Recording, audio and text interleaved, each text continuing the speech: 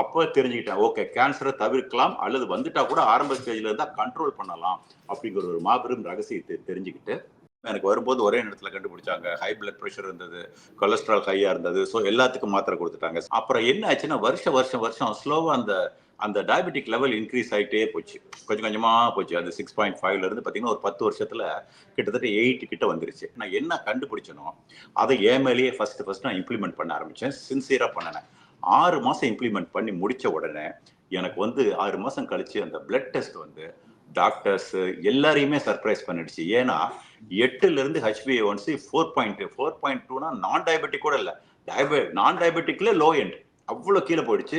Cholesterol போயிடுச்சு, blood pressure போயிடுச்சு, எல்லாமே போயிடுச்சு. இம்மீடியட்டா டாக்டர் திங்க் பண்ண கூட இல்ல. என்னமோ நீங்க பண்றீங்க, அதை கண்டினியூ பண்ணுங்க. It's a very good job. இனிமேல் உனக்கு எந்த மெடிகேஷனும் தேவையில்லைன்னு சொல்லிட்டாங்க. இன்னொரு அதிசயம் என்ன நடந்ததுன்னா, நான் வந்து 40 வருஷத்துக்கு முன்னாடி நான் யூகேக்கு ஃபர்ஸ்ட் போயிட்டு அப்புறம் தான் யுஎஸ் வந்திருக்கேன். அந்த யூகேக்கு போகும்போது என்ன ஆச்சுன்னா, எனக்கு திடீர்னு அந்த சம்மர் வந்த உடனே கண்ணுல தண்ணி மாதிரி வரும். மூக்கு ரன்னி நோஸ் மாதிரி மூக்குல வரும், கண் எரியும். இது மாதிரி எப்பயுமே சம்மர் வந்ததுன்னா இது ஒரு இஷ்யூ வந்தது. என்னடா இது அப்படின்னு சொல்லிட்டு போய் பார்க்குறேன். எனக்கு என்னன்னு கூட தெரியாது அப்போ. சாரி, உங்களுக்கு வந்திருக்கிறது பேர் ஹே ஃபீவர். ஏன்னா இங்க இருக்கிற இந்த யூகேல இருக்கிற அந்த இங்கிலாந்துல இருக்கிற அந்த போலன் வந்து உங்களுக்கு அலர்ஜி ஆயிருக்கு. அதனால எப்ப சம்மர் வந்தாலும் வரும். இது இதுக்கு வந்து கியூர்லாம் இல்ல. Unfortunately you have to pay this price to live in this country.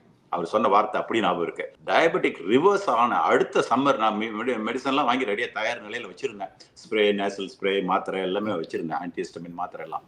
ஆனா அது எப்ப வருது அப்ப யூஸ் பண்ணலாம்னு நினைச்சேன்னா வரவே இல்லை. மே யூஸ்வலா எனக்கு வரல. ஜூன் வரல, ஜூலை வரல, ஆகஸ்ட் அந்த வருஷமே வரல. அப்பதான் எனக்கு தெரியும் இதுவும் ரிவர்ஸ் ஆயிருக்கு. இதெல்லாம் ரிவர்ஸ் ஆகாது. அலர்ஜினா once you're allergic you're allergy. அது வந்து நான் பெரிய ஆச்சரியத்தை கொடுத்தது. அதுதான் எனக்கு ஐ ஓப்பனர். ஸோ இது எல்லாமே ரிவர்ஸ் பண்ண முடியும் தான். Then I went into the cancer side. அப்போ தெரிஞ்சுக்கிட்டேன். ஓகே, கேன்சரை தவிர்க்கலாம் அல்லது வந்துட்டா கூட ஆரம்ப ஸ்டேஜ்ல இருந்தா கண்ட்ரோல் பண்ணலாம் அப்படிங்கிற ஒரு மாபெரும் ரகசியத்தை தெரிஞ்சுக்கிட்டு